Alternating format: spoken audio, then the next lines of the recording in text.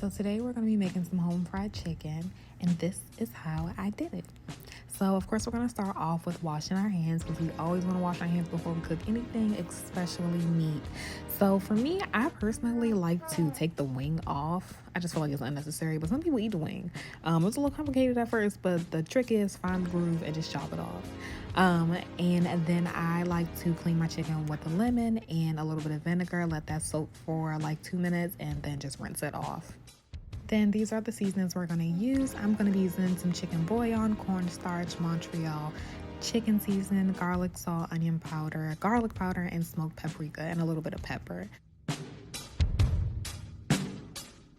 So now we're gonna move on to seasoning our chicken. And as you know, I use mustard as my binder. And last time I was a little bit too bougie and I didn't want to mix it up with my hands, but today is a new day, okay?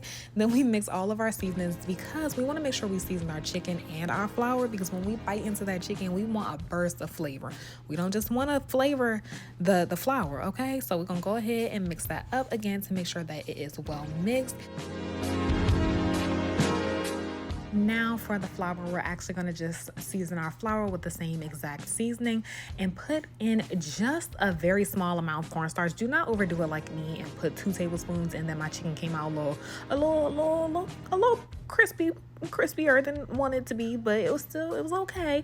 And then I just put my chicken in my deep fryer, and this is how it came out. Super crunchy, super flavorful.